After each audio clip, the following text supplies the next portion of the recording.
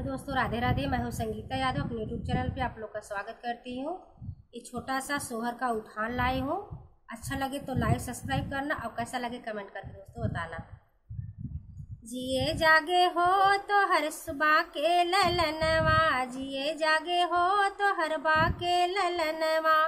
बाके ललन तो हर बाके ललनवा, हंसे खेले हो तो हर सुंदर ललनवा, हंसे खेले हो तो हर सुंदर ललनवा, जिए जागे हो तो हर बाके ललनवा, जिए जागे हो तो हर बाके ललनवा। ललना भय है जब पहले बरिस के, ललना भय है जब पहले बरिस के, पहले बरिस के हो पहले बरिस के, पहले बरिस के हो पहले बरिस के, भागे लागे हो दुलेरू न झुनावा, भागे लागे हो दुलेरू न झुनावा, जिए जागे हो तो हर बाके ललनवा, जिए जागे हो तो हर बाके ललनवा।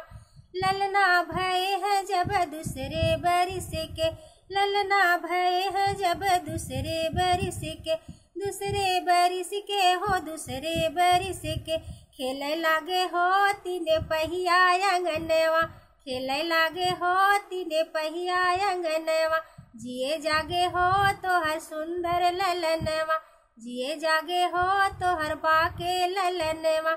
ललना भय है जब तीसरे बरिस के, ललना भय है जब तीसरे बरिस के, तीसरे बरिस के हो तीसरे बरिस के,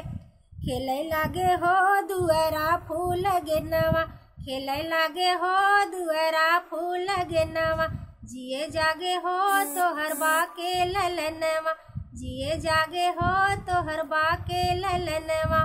बाके ललन तो हर बाके ललनवा, हंसे खेले हो तो हर सुंदर ललनवा, जिए जागे हो तो हर बाके ललनवा।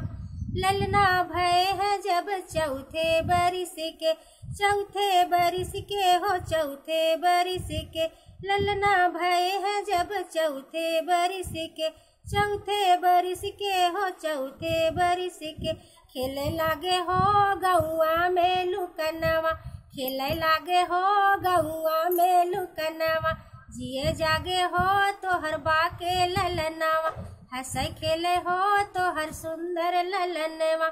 ललना भय है जब पाँचे बरिस के, ललना भय है जब पाँचे बरिस के, पाँचे बरिस के हो पाँचे बरिस के, जाय लागे हो पाठशाला भवनवा, जाय लागे हो पाठशाला भवनवा, जिए जागे हो तो हर बाके ललनवा, जिए जागे हो तो हर बाके ललनवा,